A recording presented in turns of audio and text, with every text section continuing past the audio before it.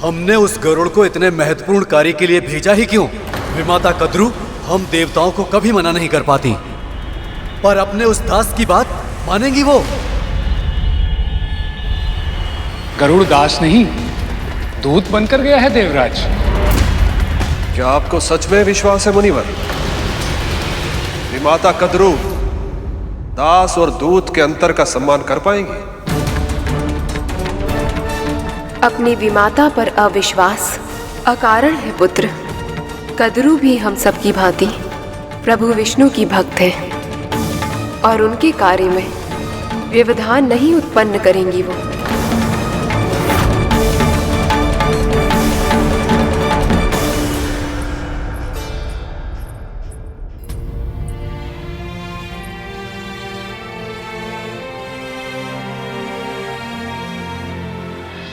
माँ और महारानी जिन बाबा के बारे में बात कर रहे थे उनसे एक बार मिलना चाहिए मुझे।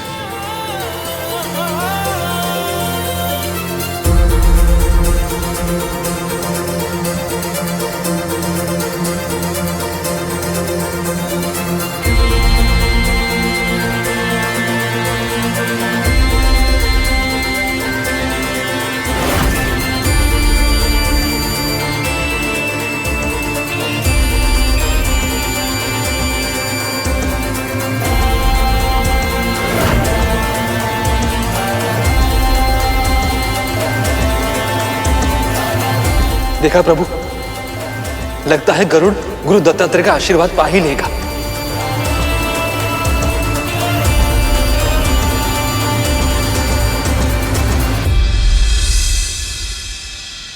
गरुड़, अब विलंब नहीं हो रहा है तुझे?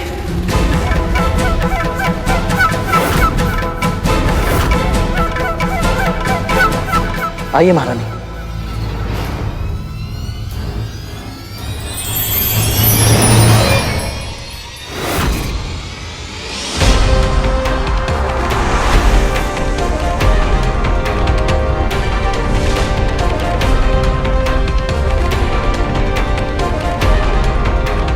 एक बार बाबा से मिल तो लेता गरुड़। गुरु के आशीर्वाद से तुम्हारा एक कार्य सिद्ध हो जाता गरुड़, किंतु व्यर्थ ही तुमने यह अवसर गंवा दिया।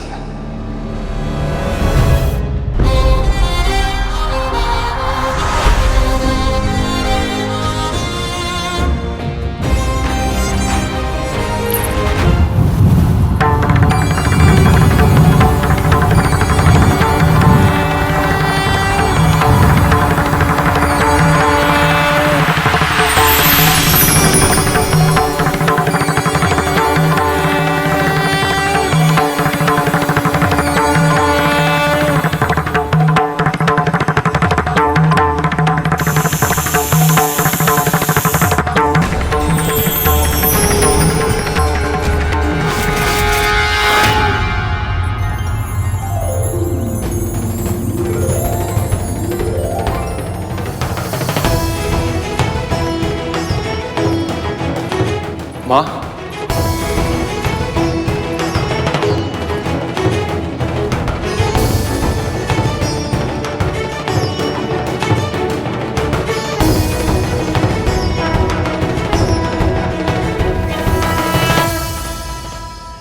आपके कारण आज जो इस महल में हुआ है, इसके बाद हमें यहाँ शांति नहीं मिल सकती।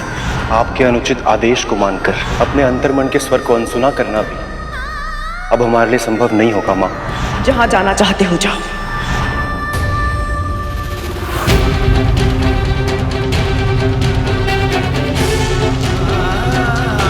सुखी रहे। माँ, कैसे हैं आप? बस बस, अधिक चिंता जताने की आवश्यकता नहीं है। मैं जानती हूं कि तू कितना चिंतित है अपने परिवार के लिए और अपनी इस मां के लिए। भैया, आपकी विमाता मां विंता के छोटे पुत्र गरुड़ का प्रणाम स्वीकार करें।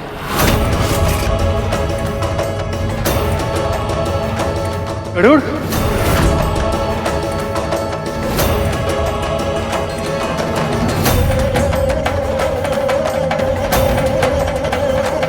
इसे अपने हृदय से तो ऐसे लगा रहा है जैसे ये इसका सगा भाई हो।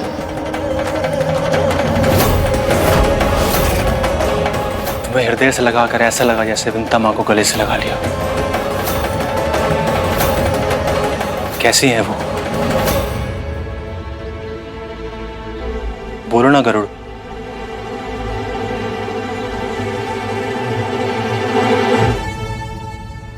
दासत्व का धागा तो माता कद्रू ने गरुड़ को भी अपना दास बना लिया।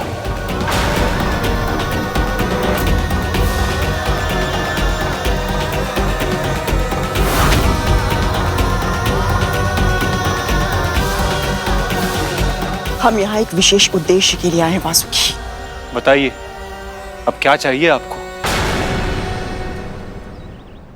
प्रभु विष्णु की इच्छा से क्षीर सागर का मंथन होने जा रहा है भैया, जिसके लिए स्वयं प्रभु कूर्म अवतार लेकर आधार बने, मंदराचल पर्वत से मथनी बनी और अब समस्त देवों और दानवों की, अदिति माँ की, गुरु बृहस्पति और नारद मुनि की, यहाँ तक कि स्वयं प्रभु विष्णु की भी यही इच्छा है कि आप इस मथनी की डोर बनकर इस कार्य को सफल बनाने में हमारी सहायता करें। वाह, ये तो बहुत ही शुभ समाचार है और बहुत बड़ा सम्मान भी है ये मेरे लिए।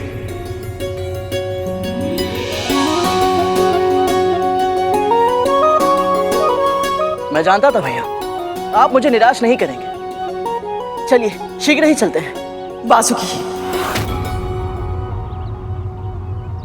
इसके पहले तो इस उद्देश्य के लिए अपने आप को समर्पित कर दे। मैं कुछ क्षण बिताना चाहती हूँ तेरे साथ। कुछ बात करनी है मुझे तुझसे। कहिए, अब क्या कहना चाहती हैं आप? अकेले में।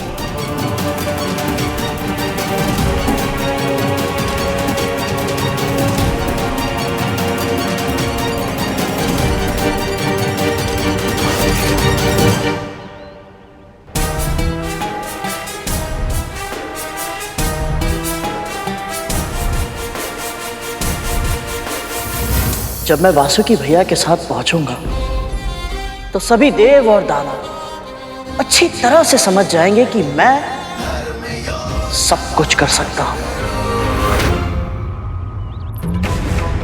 उस गरुड़ के हाथों में दासत्व का बंधन देखकर तूने अपनी मां को दोषी मान लिया।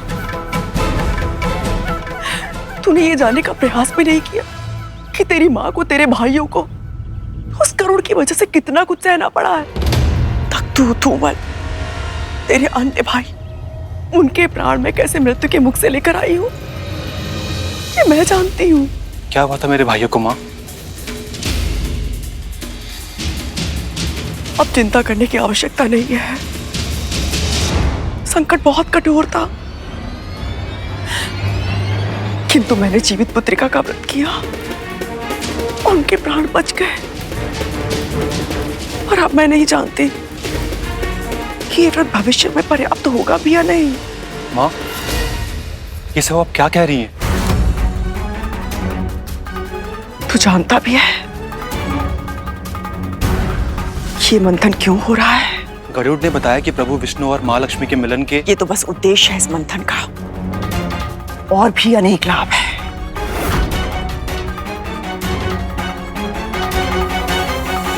इसका सबसे बड़ा कारण है अमृत। ये क्या? माँ वासुकी के जरिए कौन से नए षड्यंत्र का जाल बना रही है? आपको क्या लगता है तक्षक भैया, माँ वासुकी भैया को मना पाएगी? मेरा भी रोम रोम यही प्रार्थना कर रहा है कालिया। यदि वासुकी भैया ने माँ की आज्ञा नहीं मानी तो माँ कभी उनका मुंह भी नहीं देखेंगे। धूमल, तुम दोनों को क्या लगता है, मां मना पाएगी वासुकी भैया को? चुप क्यों हो? बोलो। क्या हुआ तुम दोनों को? ऐसे चुप क्यों खड़े हो? तुम भी उस बूढ़े से भयभीत हो? बताओ। बताओ। धूमल, इन्हें क्या बताएं गुरु दत्तात्रेय के विषय में? कुछ मत बोल तख्तू, चुप रहने में ही हमारे प्राणों की भलाई है।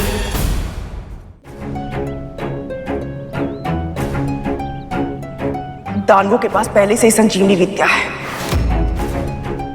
किंतु अब केवल देवताओं को अमृत प्राप्त ना हो जाए, इसके लिए मंथन में अपना योगदान देना स्वीकार किया उन सबने।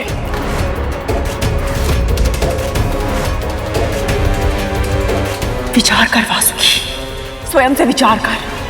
यदि दानवों को, देवताओं को इस मंथन से, इस अमृत से सुरक्षा मिल गई, तो मेरे पुत्रों, तेरे भाइयों का क्या होगा? उनकी रक्षा कौन करेगा? रक्षा करने वाला अमृत नहीं है मां, केवल ईश्वर है। शिव है तो सब कुछ संभव है।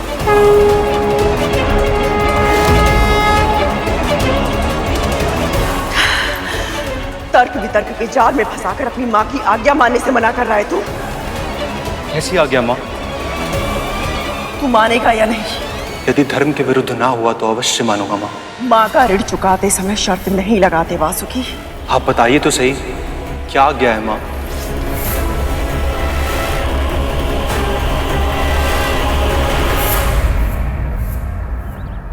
वासुकी भैया को शीघ्र आना चाहिए, उनकी प्रतीक्षा हो रही है।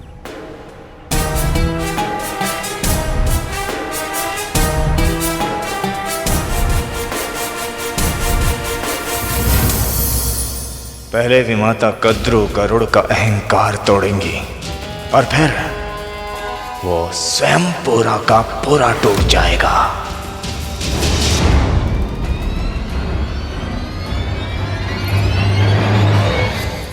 तू उस करुण के साथ नहीं जाएगा।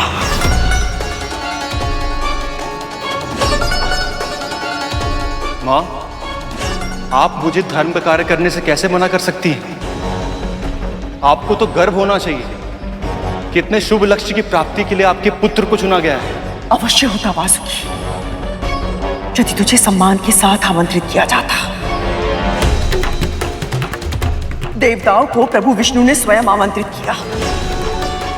दानवों को बुलाने के लिए स्वयं नारद मुनि दौड़े दौड़े चले गए, किंतु तुझे आमंत्रित करने के लिए किसे भेजा गया? मेरे अपने ही दास को। इससे क्या अंतर पड़ता है मां? अंतर पड़ता है वासुकी, अंतर पड़ता है। बचपन से मैंने तुम सबको एक ही शिक्षा दी है। खड्गेन आक्रम में भुंजीता, वीर भोग्या वसुंधरा। शस्त्र के बल पर ही पुरुषार्थ करने वाले विजयी होकर इस पृथ्वी का भोग करते हैं। इसलिए तुम सबको इतना शक्तिशाली बनना होगा कि सबको पराजित करके त्रिलोक पर अपना राज स्थापित कर सको। इन खुली आंखों ने एक ही स्वप्न देखा है, मेरे पुत्र इतने शक्तिशाली, इतने सामर्थ्यवान बने कि इस पूरी सृष्टि को झुककर उनका और उनकी मां का सम्मान करना पड़े। जब तक तुझे वहां पूरे आदर के साथ आमंत्रित नहीं किया जाता, तू नहीं जाएगा वहां। मां, प्रभु विष्णु के कार्य में अवरोध नहीं, सहायक बनना चाहिए। मैं भी यही चाहती हूँ वासुकी, मैं भी यही चाहती हूँ, और तेरे चुनाव से मैं प्रसन्न भी बहुत हूं। किंतु आज तक तेरी मां को वो सम्मान नहीं मिला जो अदिति दीदी और दीदी को मिला है। तू तो जानता है ना, ये संसार उन्हीं का सम्मान करता है जिनकी भुजाओं में बल होता है। जब तक स्वर्ग पर देवताओं का राज था, तब तक अदिति दीदी सबसे शक्तिशाली थी। देवी अदिति की, देवी अदिति की। और जैसे ही दानवों का राज हुआ, सारी शक्ति दीदी के पास चली गई। राजमाता दीदी की, राजमाता दीदी की। पर अब पहली बार ऐसा अवसर आया है जहां समस्या बहुत बड़ी, उसे सुलझाने का सामर्थ्य केवल मेरे पुत्र में है। उन सभी ने अब तक ना तो केवल इस शक्ति को पहचाना है और ना ही इसके कारण मेरा सम्मान किया है, किंतु अब मैं सबको विवश कर दूंगी। मैं सदैव अदिति दीदी और दीदी के सामने झुकती आई हूं, किंतु अब ये संसार मेरे सामने झुकेगा। तुझे बुलाने के लिए उस दास को भेजकर उन्होंने मेरे नागपुत्रों का अपमान किया है, किंतु अब उन्हें समझाना होगा कि इस अमृत पर मेरे पुत्रों का भी उतना ही अधिकार है जितना उनके पुत्रों का है। और यदि ऐसा नहीं हुआ तो ना तो मेरा पुत्र इस मथनी की डोर बनेगा, ना ही अमृत बाहर आएगा, और ना ही देवी लक्ष्मी। मुझे आश्चर्य हो रहा है कि माँ अपने स्वार्थ के लिए इस सीमा तक जा सकती है।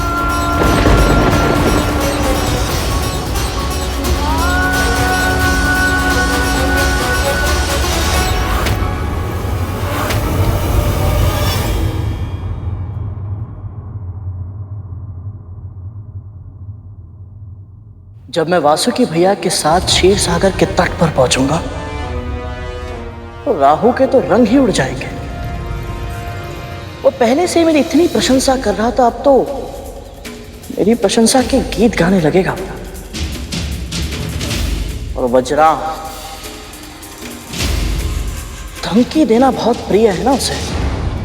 जब वासुकी भैया को साथ देखेगा उसके मुंह से स्वर तक नहीं निकलेगा। विंतानंदन गरुड़ की जय! विंतानंदन गरुड़ की जय! आ गए आप? चलिए, बहुत विलंब हो रहा है, शीघ्र चलते हैं। अकेले ही लौटना होगा गरुड़। अकेले अर्थात? मैं तुम्हारे साथ नहीं चलूंगा।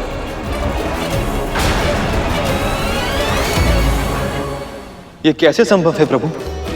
मैंने कभी सोचा भी नहीं था कि मेरा छोटा भाई वासुकी मां के बहकावे में आ जाएगा। उसने तो गरुड़ के साथ जाने से ही मना कर दिया। संसार में जिसकी कामना होती वह कभी भी आसानी से नहीं मिलता शेष। तुम जिसे अवरोध समझ रहे वो समुद्र मंथन की यात्रा में एक ऐसा पड़ाव बनेगा जिसका स्मरण आने वाले सहस्त्र वर्षों तक रखा जाएगा। वासुकी ने अपनी मां की आज्ञा का पालन करके न केवल उनका मान बढ़ाया बल्कि ऐसी घटनाओं की श्रृंखला का आरंभ किया जिसके दूरगामी परिणामों की कल्पना करना इस समय असंभव है। आप मेरे साथ चलने के लिए मना कर रहे हैं?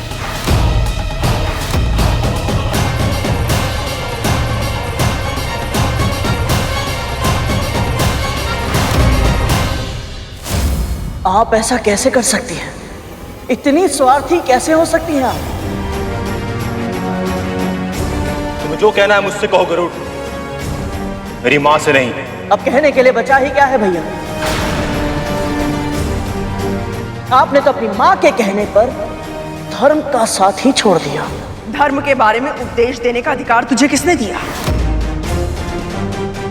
अपनी मां की सिखाई हुई बातों को तोते की तरह रटता रहा है तू। इसके अतिरिक्त धर्म के बारे में जानता ही क्या है?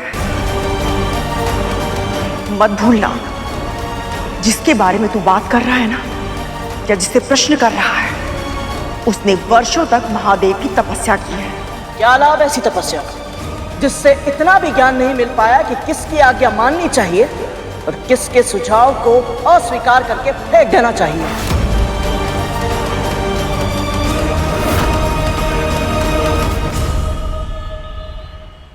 वासुकी भैया, आप समझ क्यों नहीं रहे? आप जितना समय व्यर्थ करेंगे मंथन उतने ही विलंब से आरंभ होगा।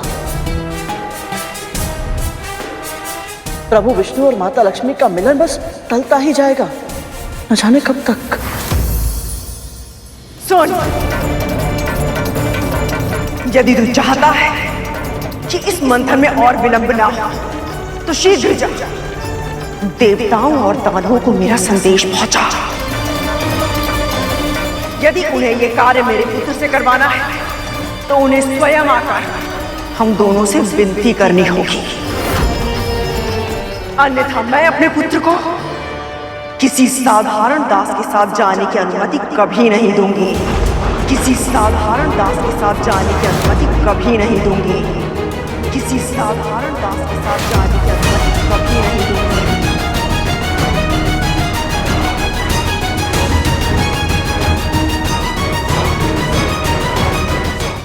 अभी कुछ समय पहले तक मैं आपकी विमाता का छोटा पुत्र था, आपका भाई था जिसे आपने अभी अभी अपने हृदय से लगाया, तो अब मैं एक साधारण दास से अधिक और कुछ नहीं। तुम्हें मेरी माँ की शर्त का पता चल चुका है गरुड़। अब यदि विलंब नहीं चाहते तो समय नष्ट मत करो। जाओ, जाकर देवताओं और दानवों को बुला कर लाओ।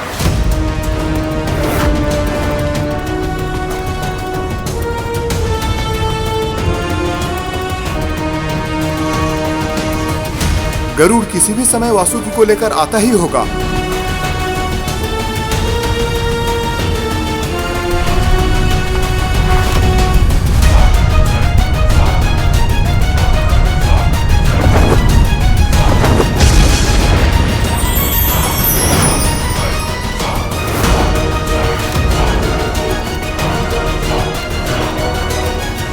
अरे अवतार पुरुष, क्या हुआ? असफल ही लौट आए? ऐसा प्रतीत होता है जैसे वासुकी और विमाता कद्रू ने इसे इसका स्थान दिखा दिया।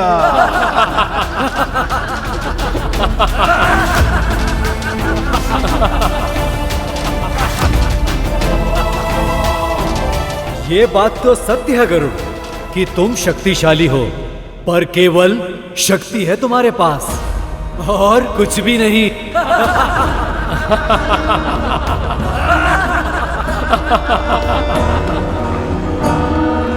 हाँ, मंदराचल को उठाया था तुमने, पर वो एक बार का चमत्कार था।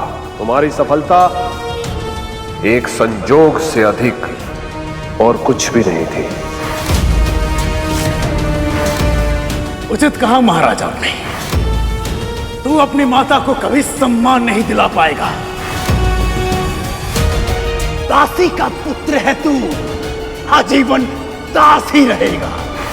दासी का पुत्र है तू, आजीवन दास ही रहेगा। दासी का पुत्र है तू, दासी पुत्र गरुड़, दासी पुत्र गरुड़, दासी पुत्र गरुड़।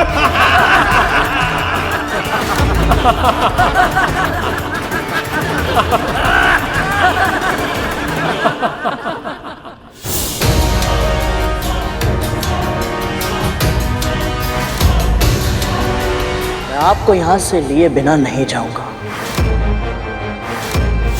और यदि आप मेरे साथ नहीं चले तो आपको आपकी इच्छा के विरुद्ध ले जाने के अतिरिक्त मेरे पास और कोई उपाय नहीं बचेगा। हाँ, मैं आपको बलपूर्वक उठाकर ले जाऊंगा। गरुड़ का विरोध बढ़ता ही जा रहा है।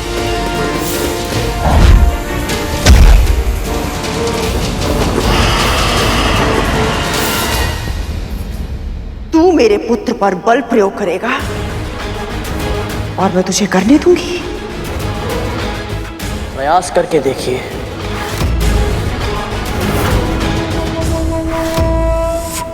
मैं सबको वचन देकर आया हूं कि मैं वासुकी भैया को साथ लेकर आऊंगा, और अब मैं अकेले लौट नहीं सकता। यदि ऐसा है तो बढ़ो आगे। मैं अपनी मां की आज्ञा के बिना नहीं जा सकता। यदि फिर भी तुम मुझे अपने बलपूर्वक ले जाना चाहते हो तो आओ, अपनी इच्छा पूरी करो।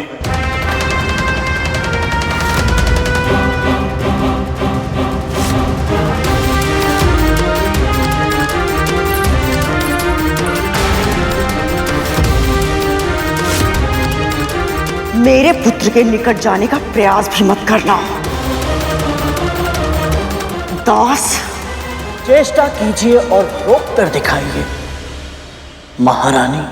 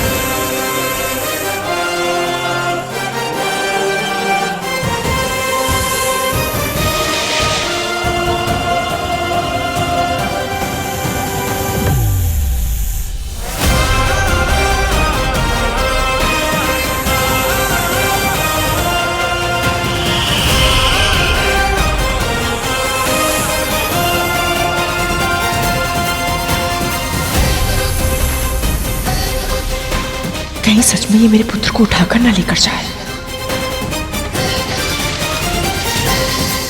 ये क्या कर रहा है पुत्र? प्रतिरोध कर, स्वयं को इसे अपने साथ मत लेकर जाने दे।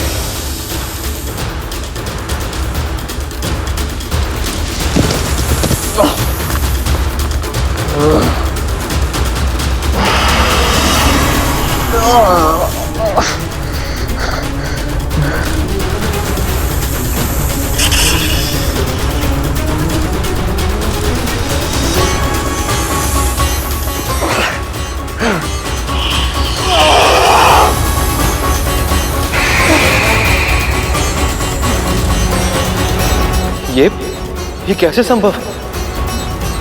गरुड़ ने इतना बड़ा पर्वत उठा लिया, परंतु वासुकी की पूंछ को तो ये हिला भी नहीं पा रहा है।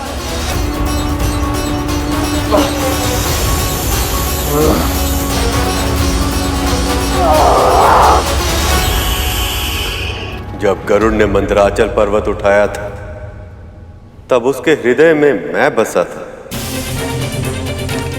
पर इस समय उसके हृदय में अहंकार बसा है। और अहंकार वो दीमक होता है जो व्यक्ति को भीतर ही भीतर कब खोखला कर दे, व्यक्ति को स्वयं पता नहीं चलता।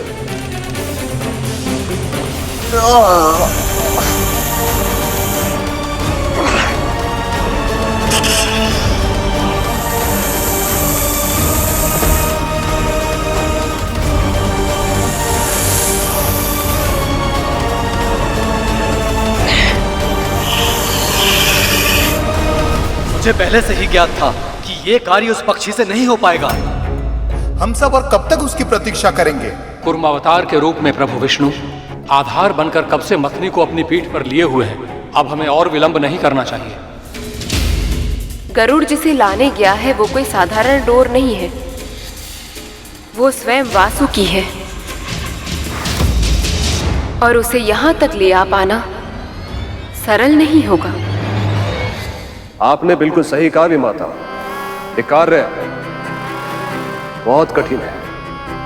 वासुकी को यहां तक लाने के लिए अथाह बल की आवश्यकता ही नहीं, बुद्धि, चतुरता और व्यवहारिक कुशलता के प्रयोग की भी आवश्यकता है, और ये ज्ञान उसके पास है ही नहीं। ये बात राहु को समझाइए असुरराज, क्योंकि राहु ने ही गरुड़ के आत्मविश्वास को बढ़ावा दिया है, ये बोल बोल कर कि ये अवतार पुरुष कुछ भी कर सकता है। जब वो वासुकी को लेने जा रहा था तब तुम सबको कोई शंका नहीं थी, पर अब जब विलंब हो रहा है तो उसके जाने का दोष किसी असुर के माथे मढ़ने का प्रयत्न कर रहे हो तुम।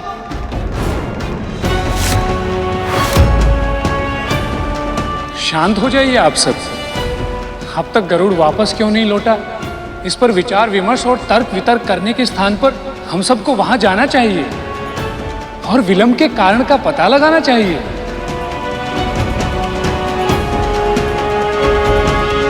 आपने उचित कहा मुनिवर, चलिए।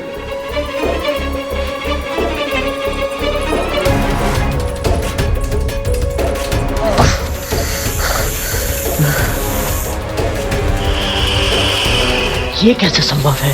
क्या वासुकी भैया मुझसे भी ज्यादा शक्तिशाली है?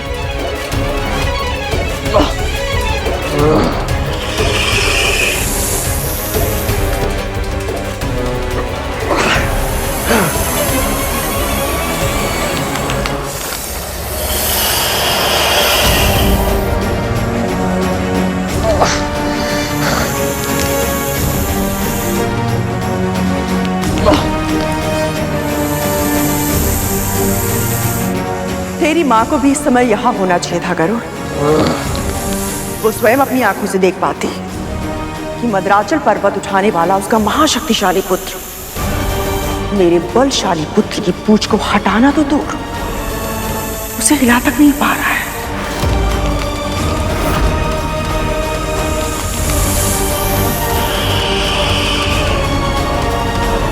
मैं कब से प्रयत्न कर रहा हूं, लेकिन अपना आकार बड़ा क्यों नहीं कर पा रहा हूं मैं?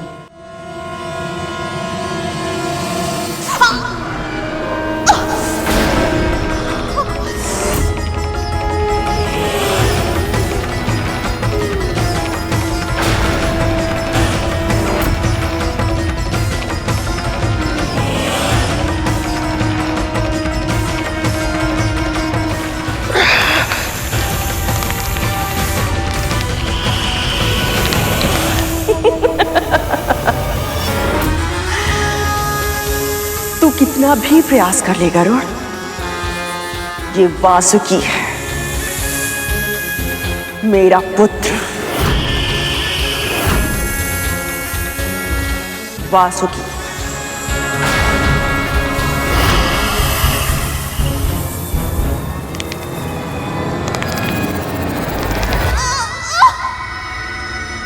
ये क्या हो रहा है?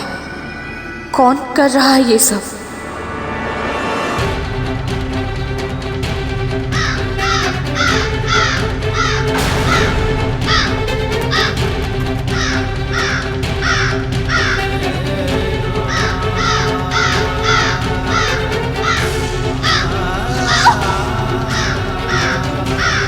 बहुत पीड़ा हो रही है। जानती है इस पीड़ा का कारण कौन है? तेरा पुत्र और उसके कर्म।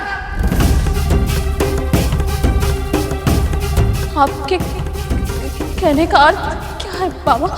पूरे विश्व में केवल वासुकी ही मथनी की डोर बनकर समुद्र मंथन के महायज्ञ को पूर्ण कर सकता है, किंतु अपनी माता के आदेश पर वासुकी ने आने से मना कर दिया, तो तेरे पुत्र ने उसे बलपूर्वक ले जाना चाहा और वासुकी के विशाल नाग रूप में जकड़ चुका है। तेरे पुत्र को भ्रम है कि उसको वासुकी ने जकड़ रखा है। वास्तव में उसे उसके अहंकार ने पकड़ रखा है।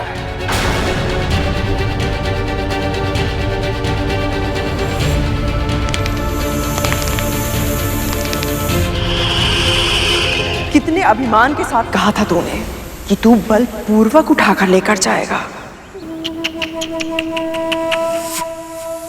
क्या हुआ? हाँ, अब तू किस मुंह से अपनी मां के सामने जाएगा? कितनी प्रसन्न थी वो। मेरे पुत्र ने मंदराचल पर्वत उठा लिया है, खीर बांटते फिर रही थी वो सब में, किंतु अब क्या करेगी वो? रोएगी जीवन भर, केवल आंसू बहाएगी वो।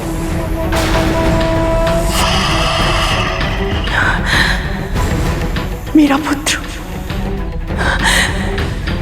प्रभु विष्णु का कार्य करने में असफल रहा।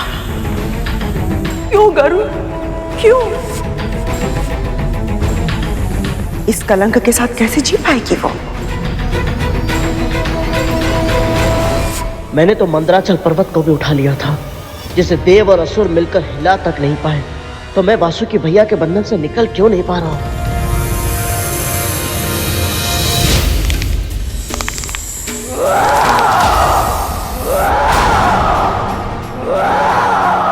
सुना, सुना,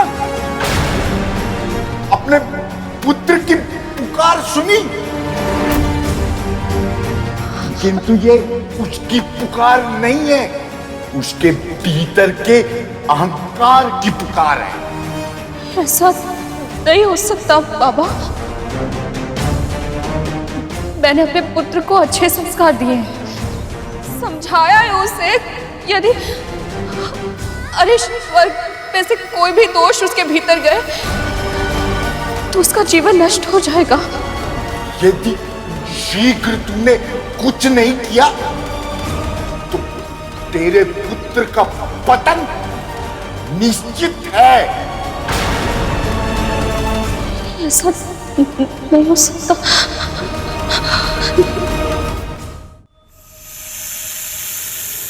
गरुड़ पुत्र,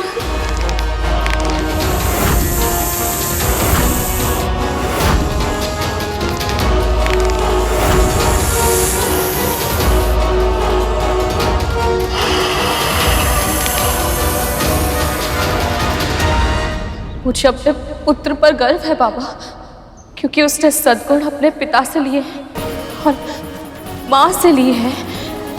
प्रायश्चित के बाद वाली विनम्रता। वो अपने संस्कार नहीं भूल सकता, कभी नहीं। संस्कार नहीं भूल सकता। अपने पुत्र को देखकर अंधी हो जाती है तू, और उसका स्वर सुनकर बैरी हो जाती है तू। तभी न तुझे दिखाई दिया न सुनाई दिया। कैसे उस दिन तेरा पुत्र बकरी की तरह मैं कर रहा था। उसका ध्यान तेरे विष्णु का कार्य करने से अधिक ये सिद्ध करने में है कि वो देवों और दानवों से अति उत्तम है। तो इतना बड़ा कब हो गया कि पूरा का पूरा पर्वत ही उठा लिया? जब तक आपका आशीर्वाद मेरे साथ है माँ, ऐसा कोई कार्य नहीं जो मैं ना कर पाऊंगा। वैसे भी महारानी से मुझे बहुत ही आवश्यक कार्य है और वहां मेरी प्रतीक्षा हो रही होगी, और ये कार्य करके मुझे उन सबको सिद्ध करना है कि मैं कुछ भी कर सकता हूँ, कि मैं कुछ भी कर सकता हूँ, मैं कुछ भी कर सकता हूँ। अब आंसू बहाने से क्या होगा? तेरे पुत्र का अहंकार टूट जाएगा।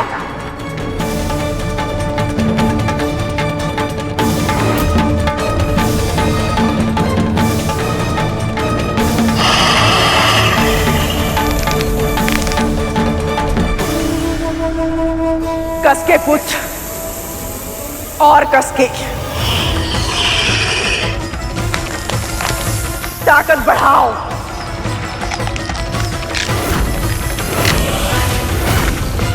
अपनी विषैली शक्तियों पर बहुत अभिमान है ना तुम सबको। आज उसी अभिमान का अंत करूंगा मैं। तुम्हारे विश्व गणने के सामर्थ्य को नष्ट कर शक्तिहीन बना दूंगा मैं तुम सबको।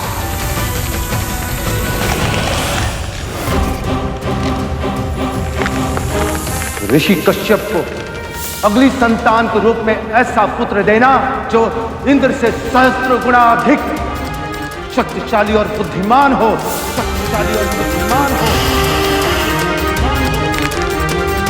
बहुत बलशाली समझता है ना गरुड़ अपने आप को।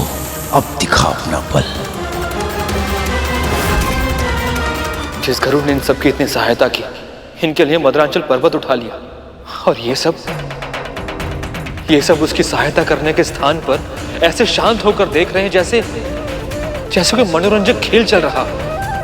जो जितना शक्तिशाली होता है वो उतना ही अधिक असुरक्षित भी अनुभव करता है शेष। इस समय इन सबका ध्यान गरुड़ की हार से अधिक अपनी जीत पर, जो इन्हें बिना किसी प्रयास के ही मिल रही है।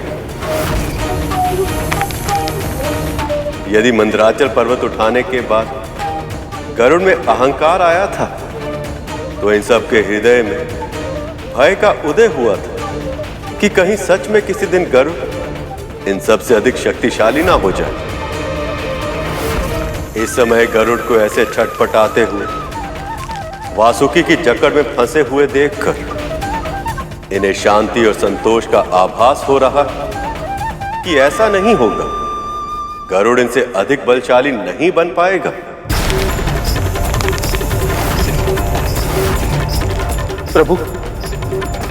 प्रभु ऐसा कोई उपाय नहीं जिसके सहायता से गरुड़ अपनी भूल सुधार सके, क्योंकि वासुकी मां कद्रु के प्रभाव में है। कहीं ऐसा ना हो कि वो क्रोध में आकर गरुड़ के प्राण ही हर ले।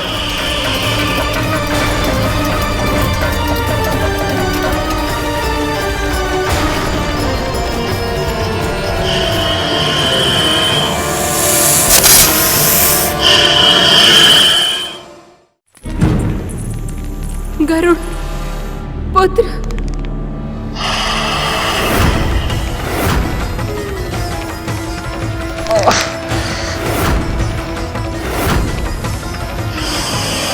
कस के पुत्र और कस के ताकत बढ़ाओ।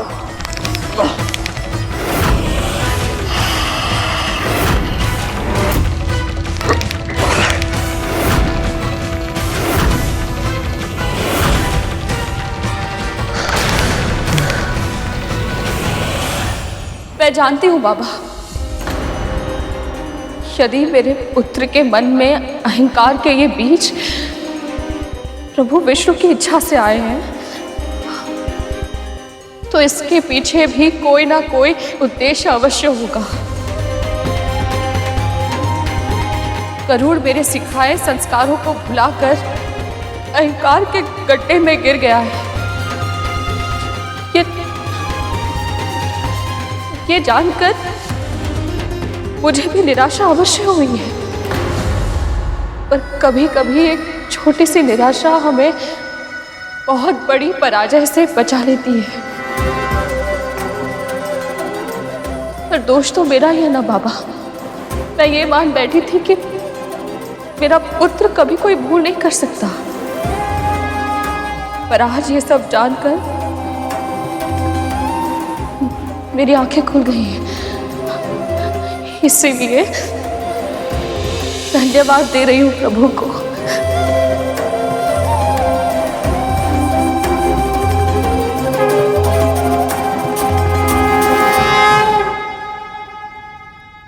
अद्भुत है इनका विश्वास, अद्भुत है इनकी भक्ति। इतना दुख पाकर भी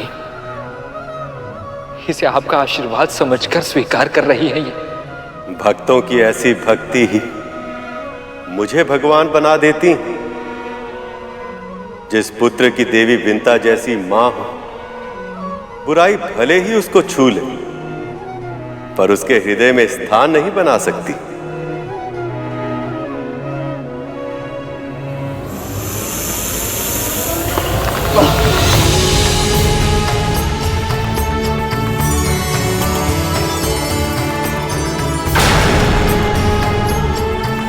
माँ,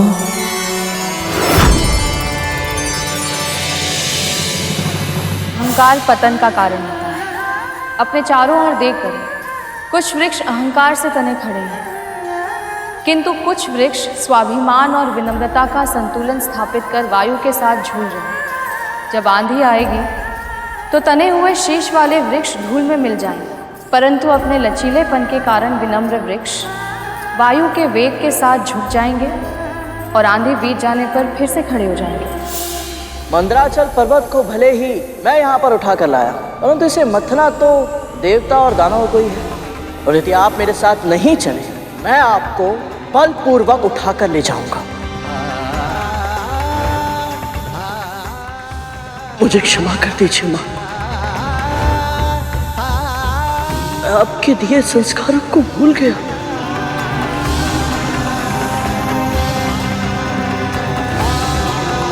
क्षमा कर दीजिए वासुकी भैया, मैं आपको समझने में बहुत बड़ी भूल कर बैठा। प्रभु विष्णु ने मुझ पर विश्वास करके मुझे इस महायज्ञ का भागीदार बनाया और मैंने प्रभु को निराश कर दिया। अभी तो केवल इस दास ने अपनी नाग भूमि पर रगड़ी है, पर उन देवों और दानवों का शीश मेरे सामने झुकना शेष है अभी।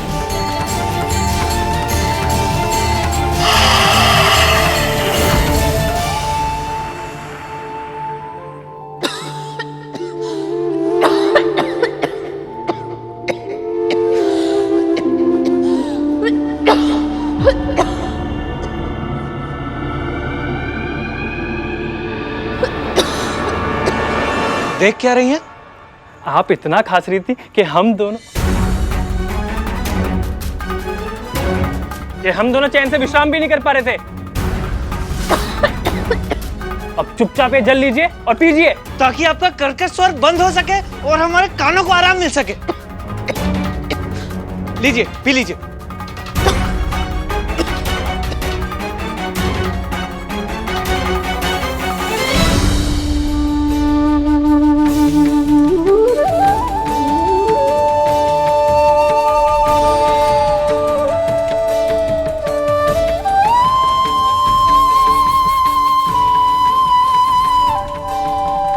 धूमल,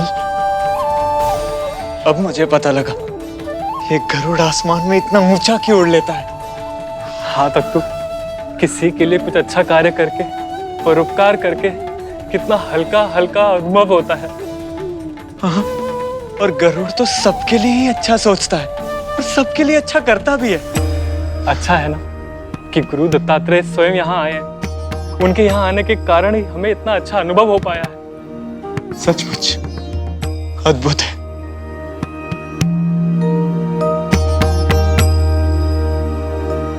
जिस कुटिया के आसपास मैं और तक्षक भैया पहुंच भी नहीं पा रहे, ये दोनों वहां आराम से घूम रहे हैं। गरुड़ पुत्र,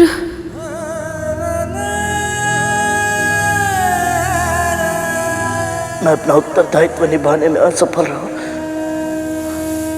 मुझे क्षमा कर दीजिए। प्रायश्चित के इन आंसुओं ने तुम्हारे अहंकार को धो दिया है गरुड़। हे नागश्रेष्ठ, आपने गरुड़ का अहंकार तोड़कर उसे सीख दे दी है। अब कृपा करके इसे छोड़ दें और हमारे साथ चलें। वासुकी चाहें तो भी हमारे साथ नहीं चल पाएंगे। गरुड़ ने इन्हें अपने साथ ऐसे उलझा लिया है कि वो स्वयं अपनी गांठें नहीं खोल पा रहे हैं। इन्हें सहायता की आवश्यकता है।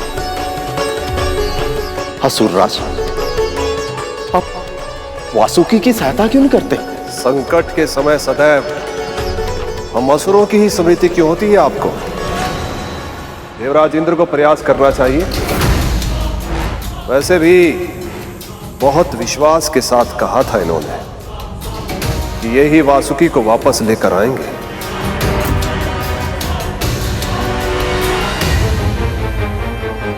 ये घोषणा तो आप असुरों ने भी की थी असुरराज।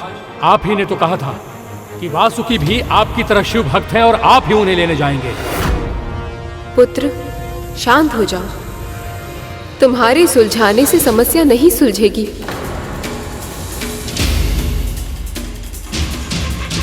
कद्रू, जब तक तुम वासुकी को अनुमति नहीं दोगी, उसे यहां से ले जाना संभव नहीं है।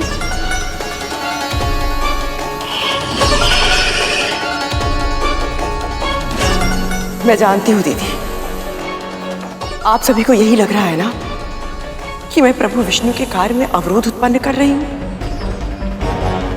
किंतु ऐसा नहीं, मेरा विश्वास कीजिए। मेरे लिए तो सौभाग्य की बात है कि मेरे पुत्र को इतने महान यज्ञ में योगदान करने का अवसर मिल रहा है।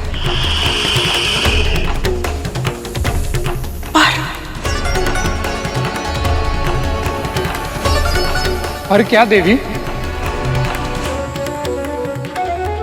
पर एक माँ का हृदय अपने सभी पुत्रों के लिए चिंतित रहता है। मुझे केवल एक ही बात का भय है कि कहीं मेरा एक पुत्र मेरे अन्य सभी पुत्रों की मृत्यु का कारण ना बन जाए। कद्रू, ये कैसी अनर्गल बातें कर रही हो तुम? क्यों? क्या ये सत्य नहीं है कि देवता और दानव मेरे वासुकी को दो विपरीत दिशाओं में खींचेंगे ताकि वो क्षीर सागर का मंथन कर सके और उन्हें अमृत प्राप्त हो सके?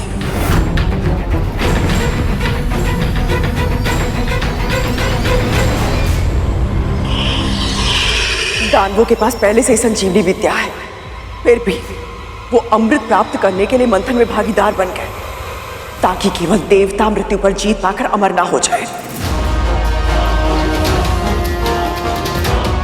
पर मेरे पुत्रों का क्या दीदी? क्या उन्हें इसमें समान अधिकार नहीं मिलना चाहिए? क्षमा कीजिए विमाता कद्रू, पर अमृत के लिए सबसे अधिक योग्य हम देवता हैं।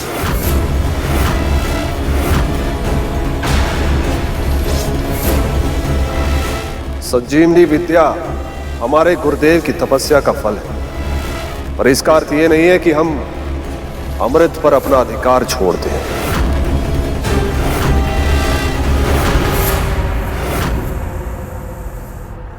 अभी समुद्र मंथन आरंभ भी नहीं हुआ है, लेकिन आप सबके हृदय में उसे पाने की इतनी तीव्र इच्छा हो गई कि आप सब भूल गए कि अमृत ही समुद्र मंथन का एकमात्र उद्देश्य नहीं है, जबकि धर्म के अनुसार आप सभी को अपना अपना कार्य करना चाहिए और फल की चिंता प्रभु विष्णु पर छोड़ देनी चाहिए।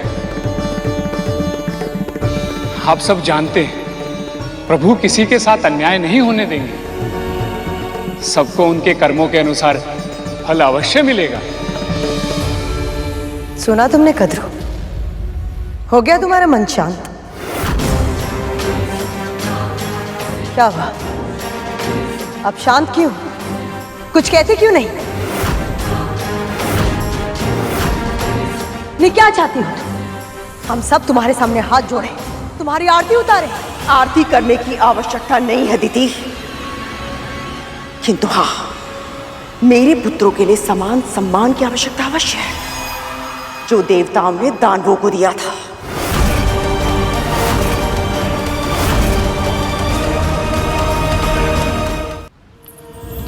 कद्रू उचित कह रही है। जब किसी को किसी से कुछ मांगना हो तो शीश झुकाना ही चाहिए।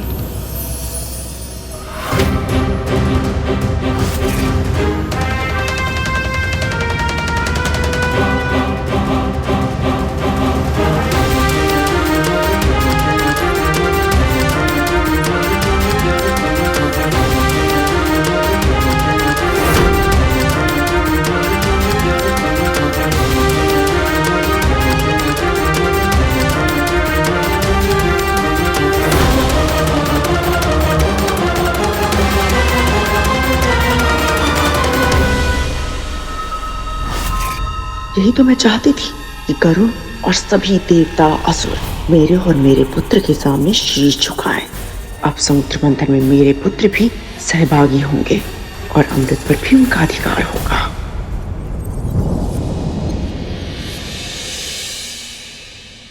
क्या हुआ शेष? तुमने दृष्टि क्यों फेर ली? प्रभु, सम्मान तो अर्जित किया जाता है ना। इस प्रकार किसी की विवशता का लाभ उठाकर मांगा नहीं जाता, जैसे मां इस समय कर रही। मुझे लगा था गरुड़ का अहंकार टूटते हुए देख इन्हें भी अपनी भूल का आभास हो जाएगा, पर दूसरों की भूल से सीखने के लिए मन में यह आभास भी होना चाहिए कि हम कुछ अनुचित कर रहे हैं। पर देवी कद्रू के दृष्टिकोण से वो जो कुछ भी कर रही हैं वह उचित ही है। प्रभु, तो फिर मैं ये आशा करता हूं कि गरुड़ की तरह इन्हें भी अपनी भूल का आभास हो जाए। मैं तुझे अनुमति देती हूँ पुत्र, गरुड़ को छोड़ दे और जा इनके साथ। मेरा आशीर्वाद सदैव तेरे साथ है।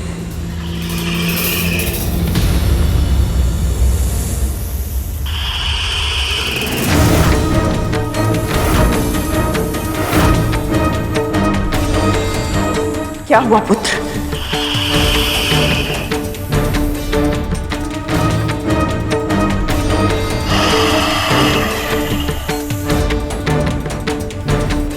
मैं गांठ छुड़ाने में तेरी सहायता करती हूँ।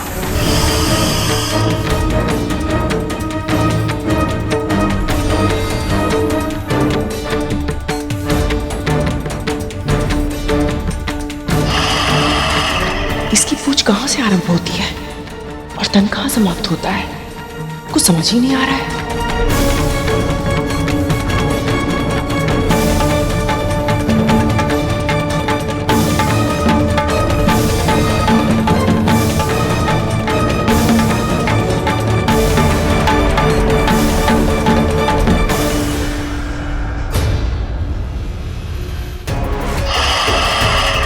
गरुड़ को कष्ट पाते देखकर मैं इतना खो गई थी कि मुझे आभास ही नहीं हुआ कि इस पूरी प्रक्रिया में मेरे पुत्र को कितना कष्ट हो रहा होगा।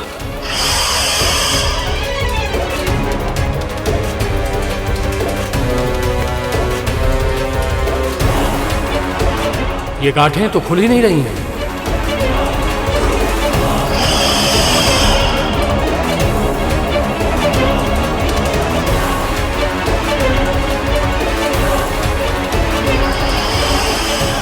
अब क्या होगा भ्राताश्री?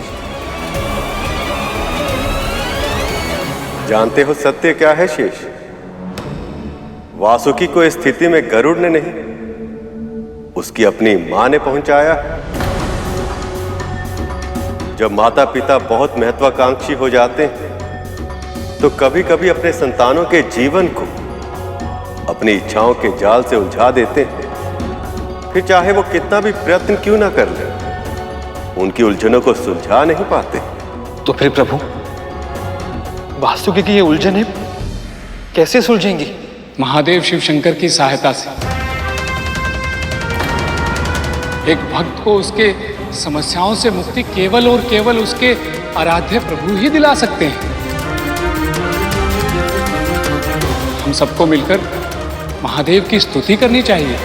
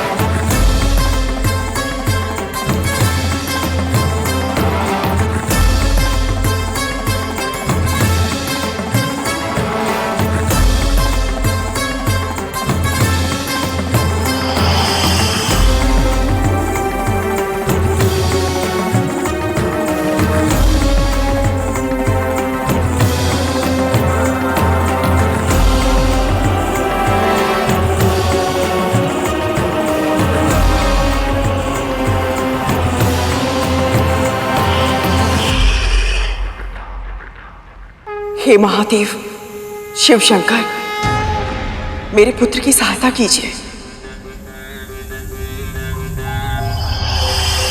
समुद्र मंथन की डोर बनकर प्रभु विष्णु के कार्य में योगदान देना ही इसकी नियति है।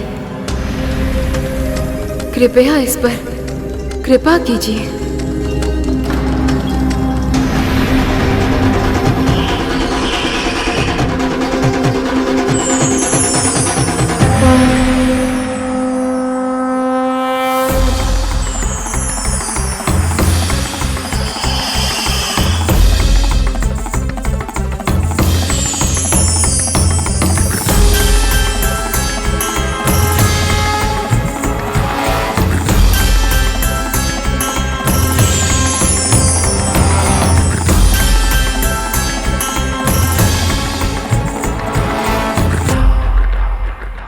मेरा प्रणाम स्वीकार कीजिए महादेव। मैं तुम्हारी तपस्या से अत्यंत प्रसन्न हूं वासुकी। मैं तुम्हें वरदान देता हूं, समुद्र मंथन पूर्ण होने के उपरांत तुम मेरे पास लौट आओगे।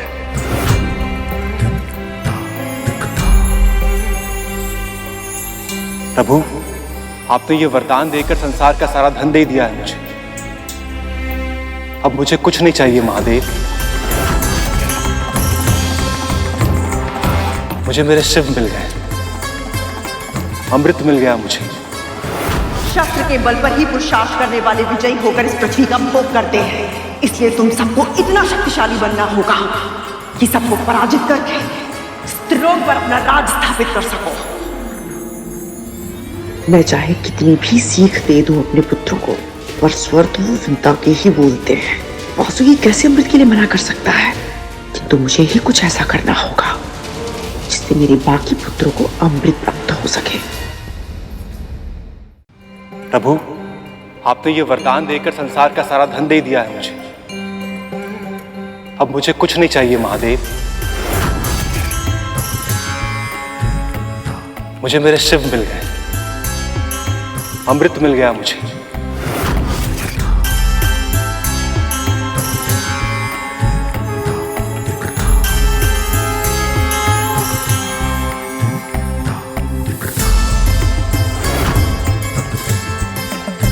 सृष्टि का विधान कितना विशाल, कितना विराट है और कितना तुच्छ हूं मैं, फिर भी मेरे भीतर अहंकार समा गया था। हे प्रभु, मुझे आशीर्वाद दीजिए कि मैं इस क्षण को कभी ना भूलूं और अहंकार के जाल में फिर कभी ना फंसूं।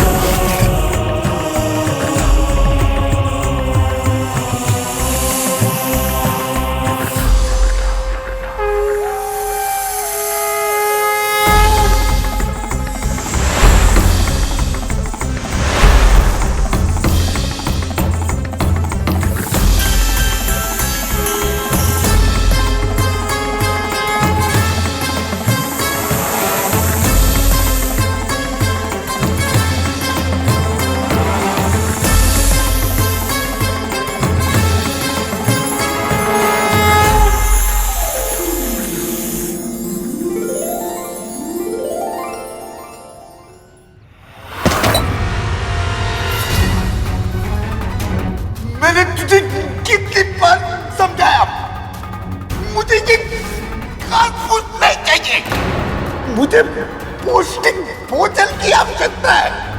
तेरी समझ में नहीं आता क्या तू जानबूझकर मुझे प्रताड़ित करती है? ऐसा नहीं है बाबा, मैं क्षमा चाहती हूँ। आप अभी इसे खा लीजिए, मैं कुछ ही समय में पौष्टिक भोजन का प्रबंध कर दूंगी। आज मैं तेरी कोई बात नहीं सुनूंगा। जब तक तू मुझे मनचाहा भोजन लाकर नहीं देगी, मैं अन्न तो क्या जल की एक भी बूंद नहीं पीऊंगा। और यदि बिना अन्न और जल के मुझे कुछ हो गया तो मेरी हत्या का दोष तुझ पर, तेरे परिवार पर लगेगा। स्मरण रहे, जा यहां से। प्रभु, गुरु दत्तात्रेय ने विंता माँ के सामने ऐसी अनोखी मांग क्यों रखी? विंता माँ तो खुद दासी है, वैसे पौष्टिक भोजन कहां से प्रबद्ध करेंगी? और इस समय तो गरुड़ भी उनकी सहायता के लिए वहां नहीं है। दत्तात्रेय उस कुम्हार की तरह है जो मिट्टी के घड़े को सर्वोत्तम बनाने के लिए भीतर से अपना हाथ तो लगाता है, पर बाहर से उस पर चोट भी मारता है। उनकी इस परीक्षा के पीछे कोई ना कोई उद्देश्य अवश्य होगा।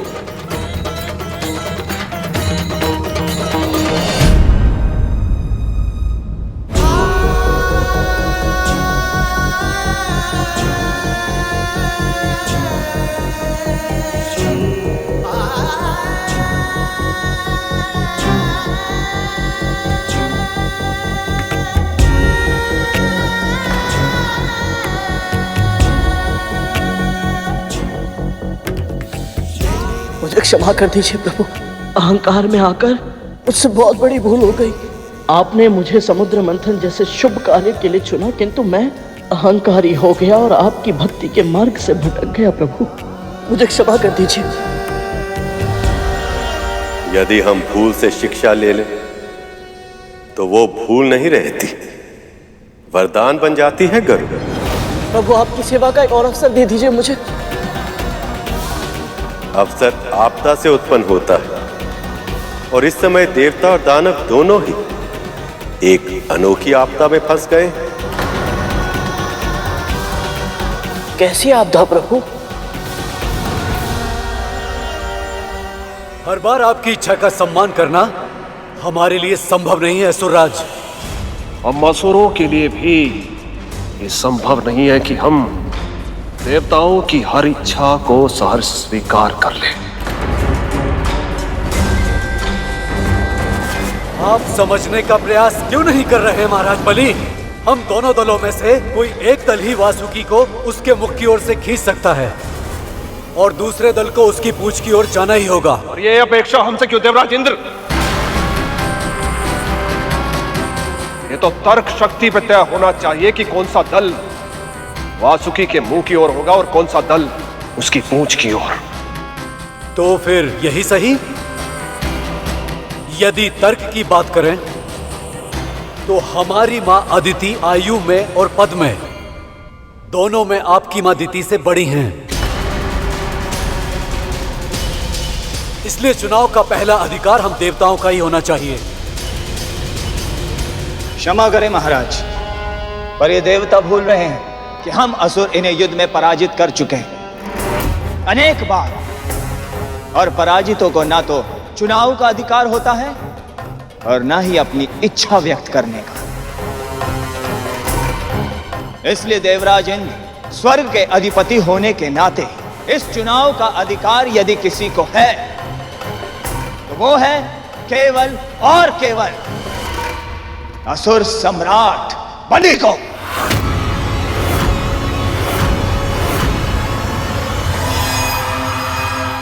तुम्हें क्या लगता है गरुड़, किसे वासुकी के मुंह की ओर होना चाहिए और किसे पूंछ की ओर?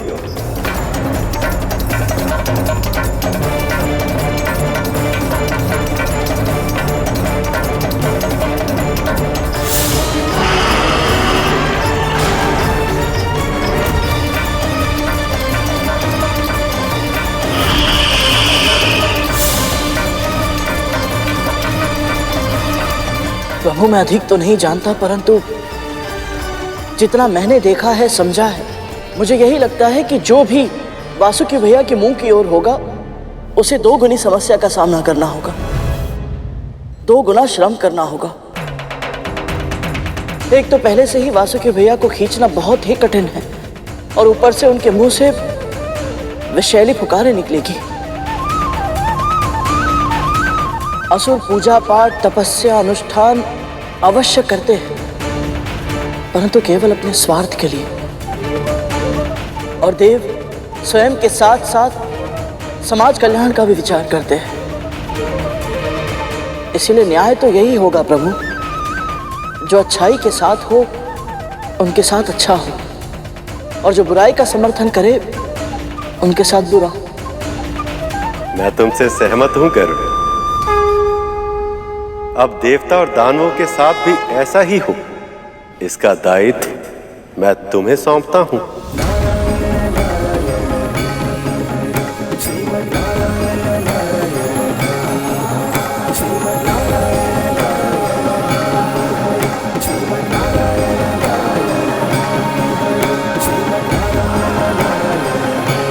आज्ञा दीजिए प्रभु।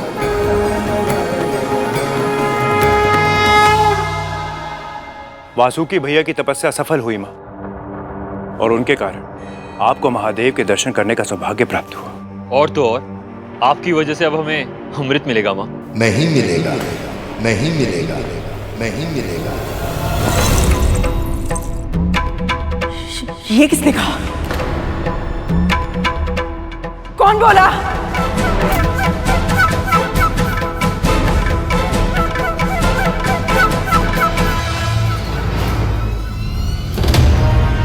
तुम दोनों मुझे ऐसे क्यों देख रहे हो? तुम्हें भी सुनाई दिया ना ये स्वर? कौन सा स्वर माँ? यही कि हमें अमृत नहीं मिलेगा। हमने तो कुछ नहीं सुना मां।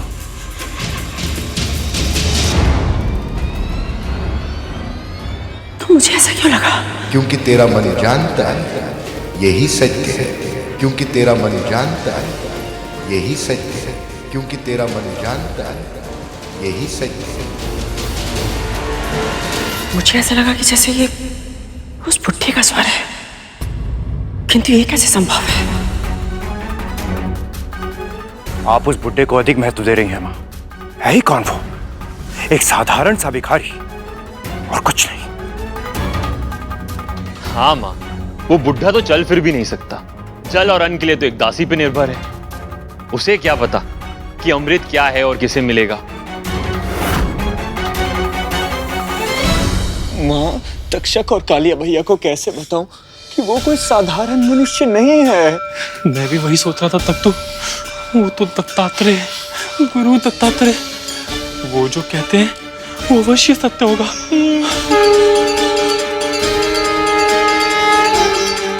बाबा के लिए पौष्टिक भोजन का प्रबंध कैसे करूं मैं? सत्य कहा तुम दोनों ने। मैं व्यर्थ उस बुढ़े के बारे में सोच रही हूँ। जानते हो तुम दोनों, जब वासुकी ने उस गरुड़ को अपने पास में जकड़ा था, तब मेरा हृदय प्रसन्नता से झूम उठा था। मैं इतनी प्रसन्न तो तब भी नहीं हुई थी जब मैंने उस विंता को अपनी दासी बनाया था, और वो स्वामिनी कहकर मेरे पांव में गिर गई थी।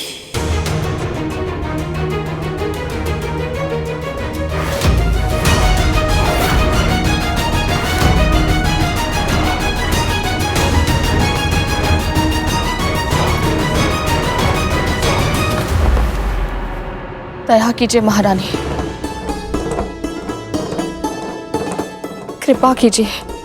यदि आज आपने मेरी सहायता नहीं की तो मेरे कुटुंब पर जीव हत्या का दोष लग जाएगा।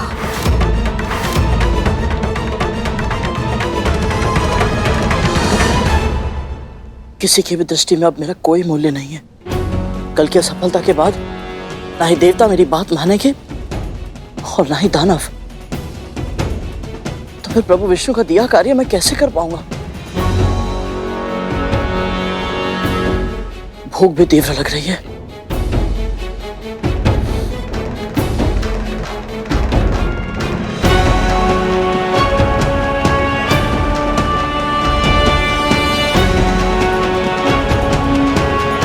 यदि स्वयं प्रभु विष्णु मेरे स्थान पर होते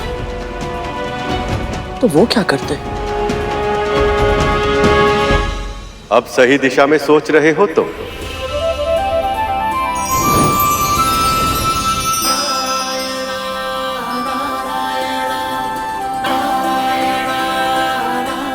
प्रभु आप?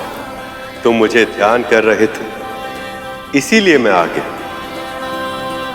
बताओ, यदि तुम्हारे स्थान में मैं होता तो मैं क्या करता? प्रभु, असुरों को समझाना बहुत ही कठिन है। उन्हें जो भी सुझाव दिया जाता है वो उसके विपरीत ही कार्य करते हैं। देखो, तुमने मेरी तरह सोचना आरंभ ही किया और इतनी ही शीघ्र समाधान भी खोज निकाला। तो बस अब उल्टे को सीधा और सीधे को उल्टा कर दो।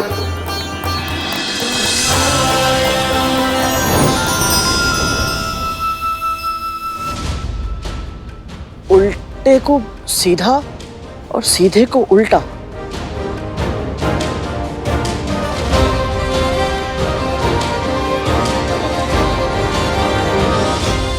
अब बताएगी भी, बात क्या है? बाबा को पौष्टिक आहार चाहिए महारानी। वो मार्ग का भिखारी हमारे सामने मांगे रखने लगा और आप उसकी मांगे दोहराती हुई यहां चली आई। तो अब क्या चाहती है तू? कि मेरे पुत्र उस बुढ़े के लिए सामग्री इकट्ठा करे और मैं अपने हाथों से उसके लिए भोजन बनाऊं? और तू महारानियों की तरह उसके सामने भोजन परोस कर स्वयं ही पूरा आशीर्वाद ले ले। तुझे क्या लगता है मैं ये करूंगी? कभी नहीं। आपको करना पड़ेगा महारानी, आपको करना पड़ेगा महारानी, आपको करना पड़ेगा महारानी।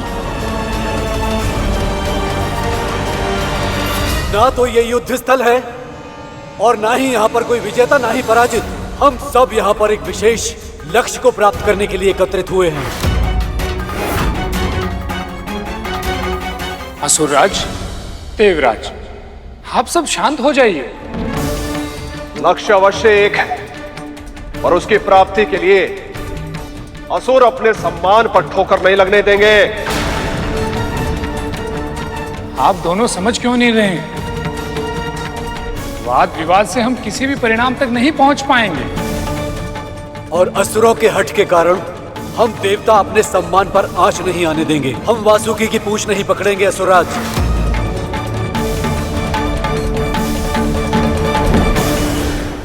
उन्होंने कहा है यदि आज उन्हें पौष्टिक आहार नहीं मिला तो वो अन्न जल त्याग देंगे, और यदि ऐसा हुआ तो उनका वृद्ध तन ये सहन नहीं कर पाएगा, और सहन नहीं कर पाएगा तो मर जाएगा।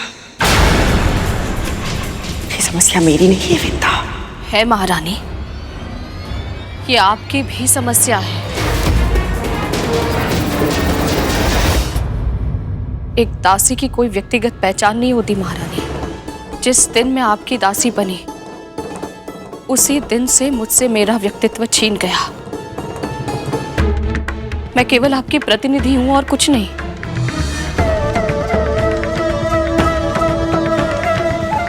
जैसे एक दासी का कर्तव्य होता है अपनी स्वामिनी की सेवा करना, उनकी आवश्यकता का ध्यान रखना, वैसे ही एक स्वामिनी का भी तो कर्तव्य होता है ना, अपनी दासी की हर आवश्यकता को पूरा करना, उसकी रक्षा करना।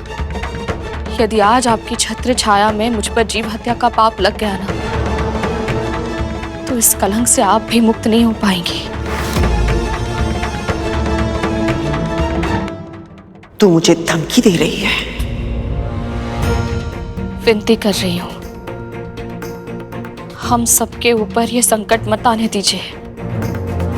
पहले ही मेरा गरुड़ और आपका वासुकी एक ऐसे कार्य के लिए गए हैं जिसमें कब क्या होगा कोई नहीं जानता।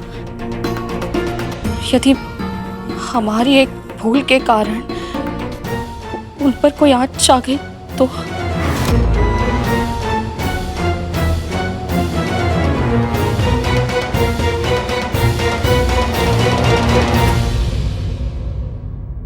आज पहली बार माँ के सामने विंता माँ को अपनी बात रखते हुए देख रहा हूं। वे सदैव दासी के कर्तव्यों के बारे में बात करती हैं, परंतु दासी के अधिकारों के बारे में कभी बात नहीं करती। ये दत्तात्रेय के शुभ साथ का प्रभाव है शेष। वो परिस्थितियों को आसान नहीं बनाते, बल्कि व्यक्ति को इस योग्य बनाते हैं कि वो कठिन से कठिन परिस्थिति का सामना आसानी से कर पाए। तब तो मुझे लग रहा है प्रभु, जब तक ये मंथन पूरा होगा, ये माँ और पुत्र दोनों के ही व्यक्तित्व बहुत बदल चुके होंगे।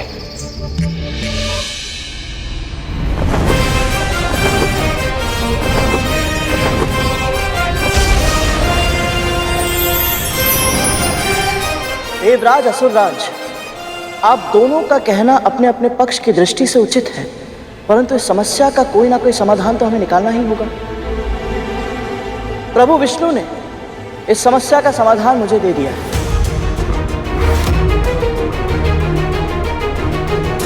क्या समाधान दिया प्रभु ने? प्रभु का सुझाव यही है कि देवताओं को ही वासुकी भैया के मुंह की ओर रहना चाहिए।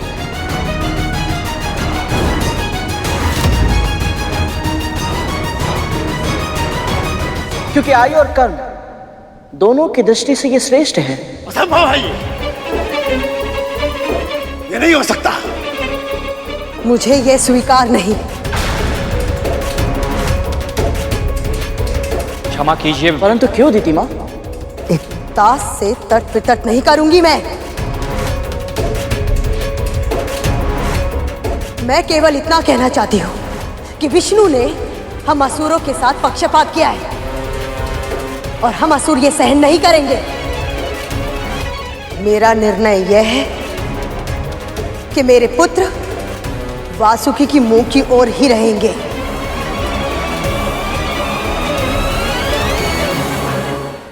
और अगर देवताओं को इसमें कोई आपत्ति है तो फिर हम असुर इस मंथन में भाग नहीं लेंगे।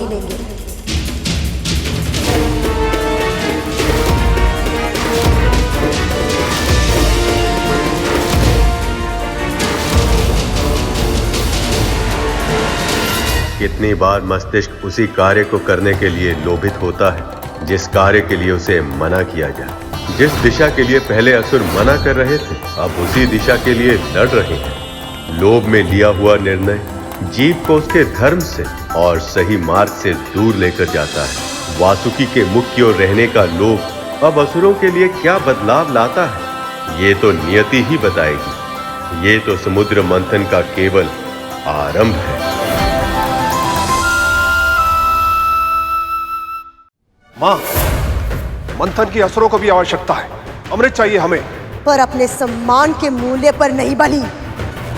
तुम पहले ही अपने गुरु को क्रोधित कर चुके हो और यदि तुमने मेरा आदेश नहीं माना बली तो मैं यहां से रुष्ट होकर चली जाऊंगी।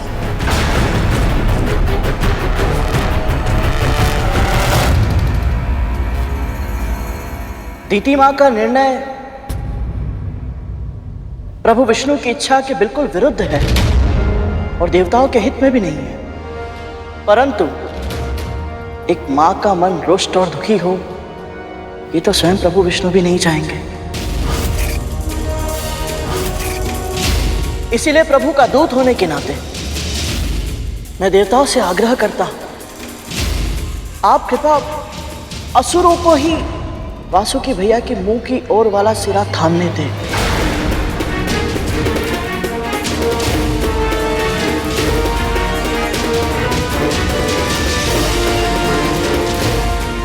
समझ गया गरुड़। तो फिर ऐसा ही हो, पर यह निर्णय दोनों पक्षों पर बाध्य होगा। मंथन में विलंब ना हो, इसके लिए आवश्यक है कि एक बार मंथन के प्रारंभ होने के पश्चात कोई भी पक्ष अपना निर्णय नहीं बदल सकेगा।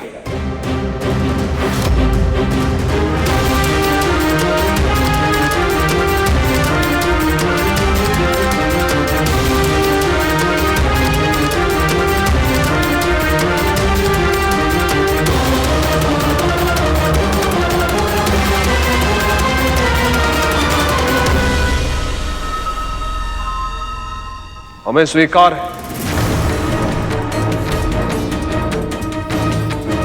देवराज, तो फिर हमें भी स्वीकार है।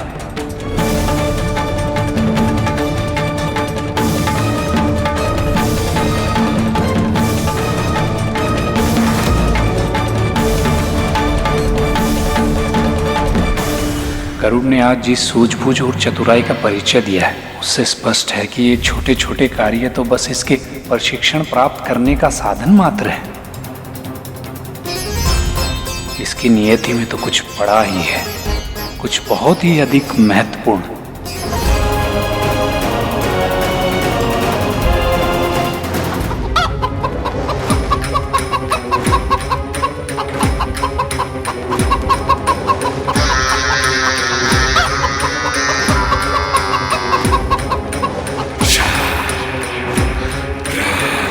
से भी क्या व्यर्थ के छोटे छोटे काम करवाते, इतना श्रम, वो भी मुझसे, उस दासी और एक भिखारी के लिए।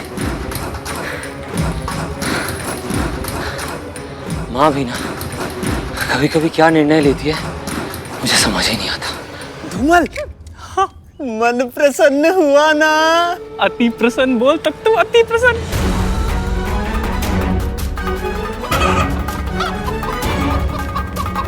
आज गुरु दत्तात्रेय के कारण कालिया भैया को भी श्रम करते हुए देखने का सौभाग्य मिला है।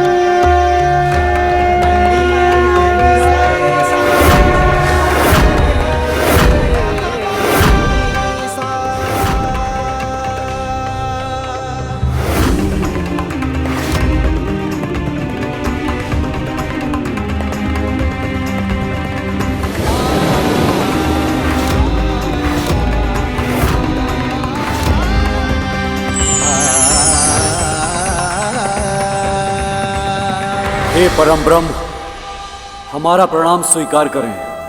हम विश्व कल्याण के लिए समुद्र मंथन जैसा शुभ कार्य प्रारंभ करने जा रहे हैं। अपना आशीर्वाद हम पर बनाए रखिएगा ताकि इस कार्य को सफलतापूर्वक पूर्ण कर पाएं।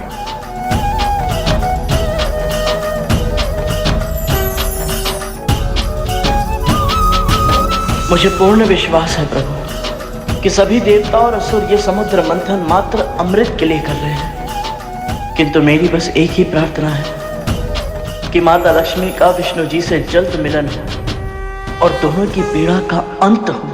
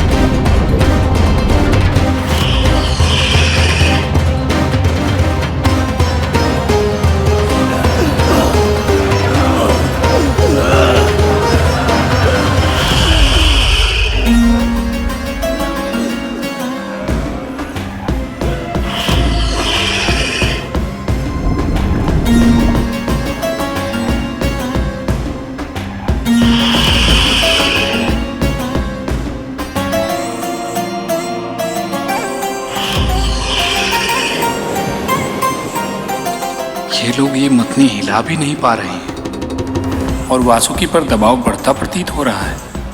इसका स्वास्थ्य ठीक नहीं लग रहा है।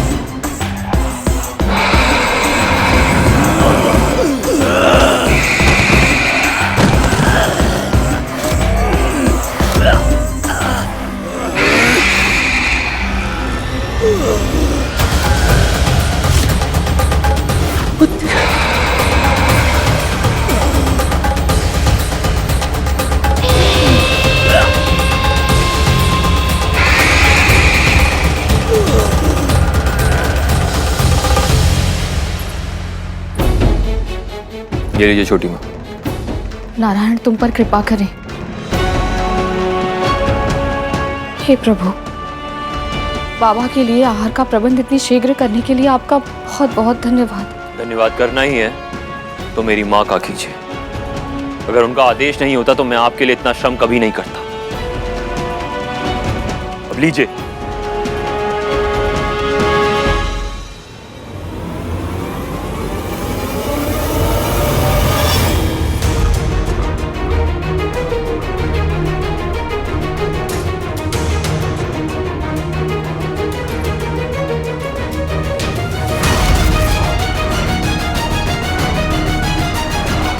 ना, बिल्कुल भी नहीं। सोचना भी नहीं कि मैं इसे तेरे लिए पकाऊंगी। मेरे पुत्र ने तेरे लिए इसका प्रबंध कर दिया, ये उपकार पर्याप्त है तेरे लिए। पकाना तो तुझे ही होगा इसे। महारानी मैं कैसे? ये समस्या तेरी है, मेरी नहीं। महारानी मेरी बात तो सुनिए। आप जानती हैं मैं शाकाहारी हूँ महारानी। महारानी मैं कैसे बनाऊंगी इसे?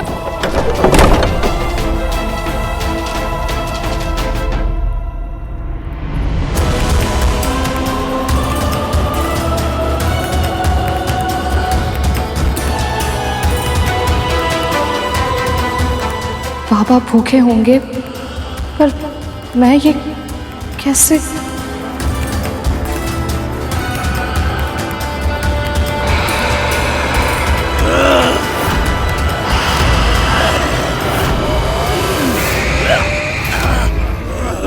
प्रभु विष्णु ने इस समस्या का समाधान मुझे दे दिया है कि देवताओं को ही वासुकी भैया के मुंह की ओर रहना चाहिए। मुझे यह स्वीकार नहीं।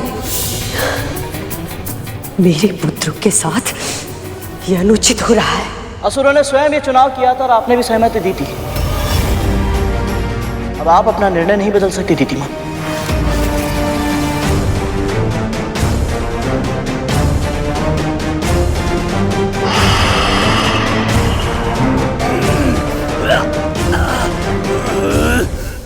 प्रभु,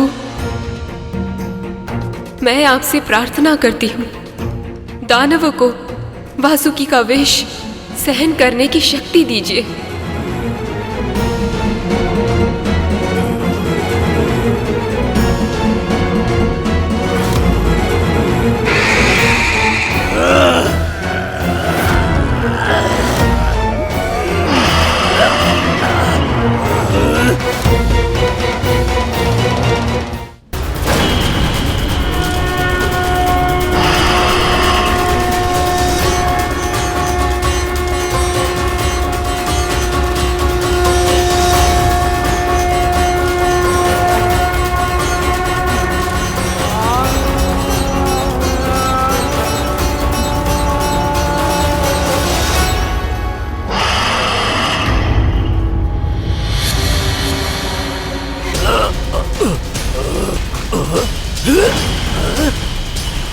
आपके शक्ति प्रदर्शन का समय आ गया है असुरराज। मंथन आरंभ कीजिए।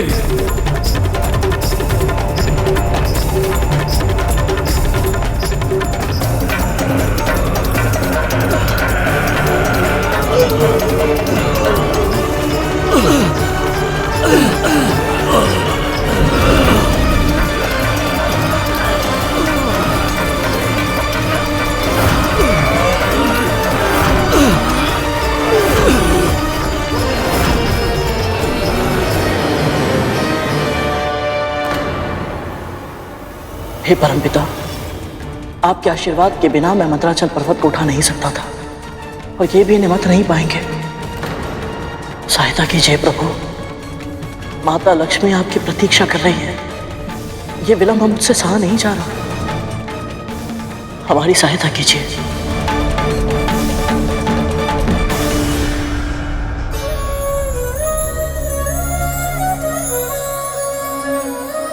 लक्ष्मी से मिलने की आतुरता तो मेरे मन में भी है करुण।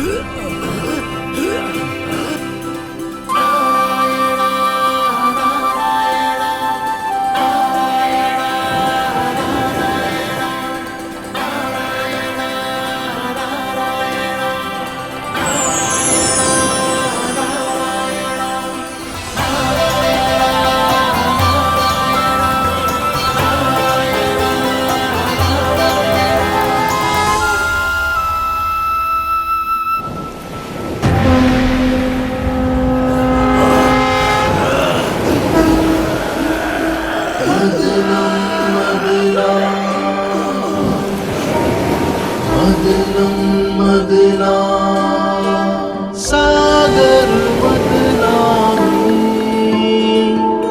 मदनम मदना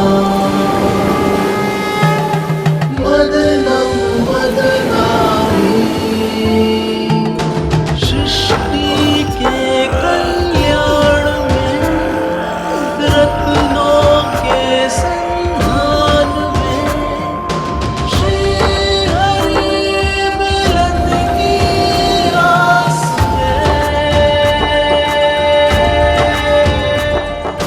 प्रभु, मुझे हर एक देवता, हर एक दानव में आपकी छवि दिखाई दे रही है। आपके आशीर्वाद के बिना इस मंथन का आरंभ भी संभव नहीं था प्रभु।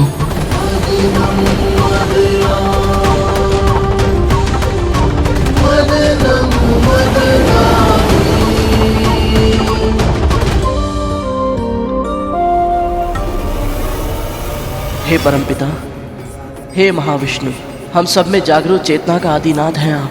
इस अद्भुत रूप में दर्शन देने के लिए आपका बहुत बहुत आभार प्रभु। आपको बहुत बहुत प्रणाम। महारानी की सहायता के बिना कैसे पकाऊंगी ये सब? क्या करूं, कैसे करूं? ये कैसी परीक्षा है प्रभु? ये आपसे हो नहीं पाएगा, और इतना अच्छा शिकार यूं ही पड़े पड़े व्यर्थ हो जाए, ये हमसे देखा नहीं जाएगा। इसीलिए जब तक ये बन नहीं जाता ना, पेट की भूख हमें भी तड़पाती रहेगी। पर ये तो उन बाबा के लिए है। पता है हमें, और ये भी पता है जब तक ये भोजन उन बाबा को नहीं मिल जाता, हम भी इसे नहीं खा सकते। इसलिए तो हम चाहते हैं कि ये शीघ्र बने। अब आप हमारा एक आदेश मानिए।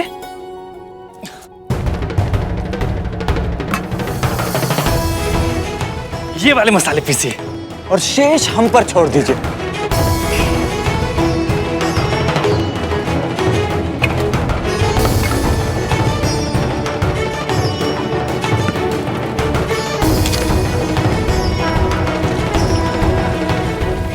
यदि ये दोनों स्वयं यहाँ आए हैं तो इनका बहुत बहुत धन्यवाद, और यदि इन्हें महारानी ने यहाँ भेजा है तो भी इनका बहुत बहुत आभार।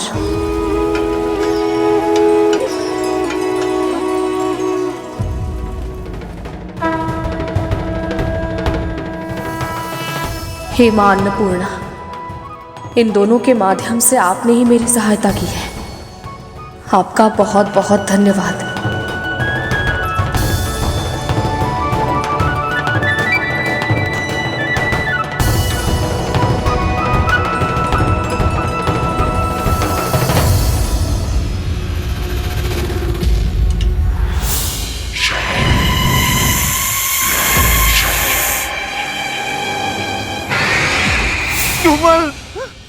इसमें विष है। पर विमाता बिंदा तो उसे गुरु दत्तात्रेय को खिलाने जा रही है। हाँ, अब क्या करें? चल।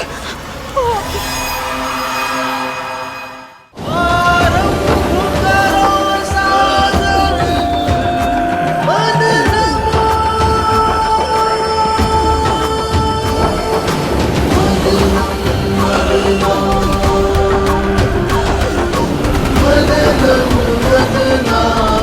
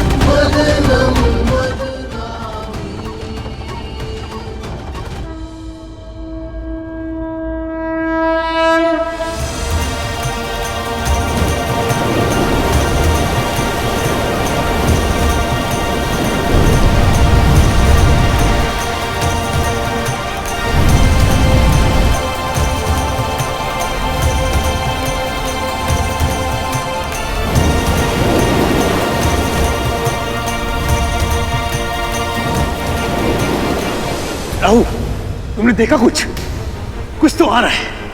असुरों, और शक्ति लगा। ताकत लगाओ देवताओं।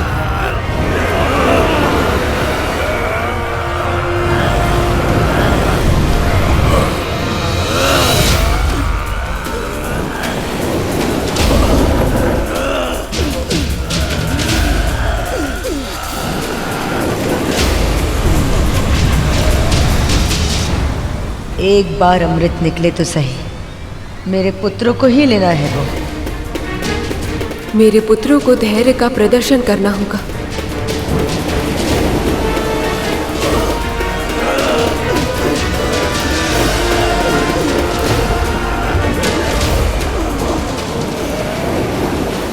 न जाने सबसे पहले समुद्र के गर्भ से क्या निकलेगा।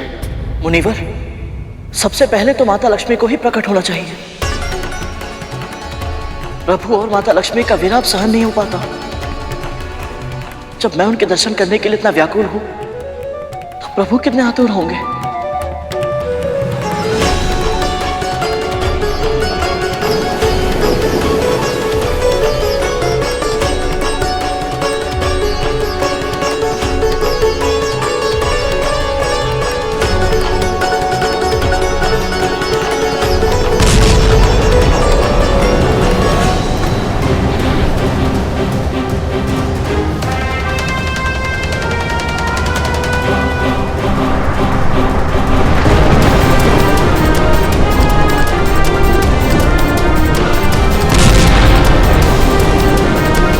क्या है देवताओं?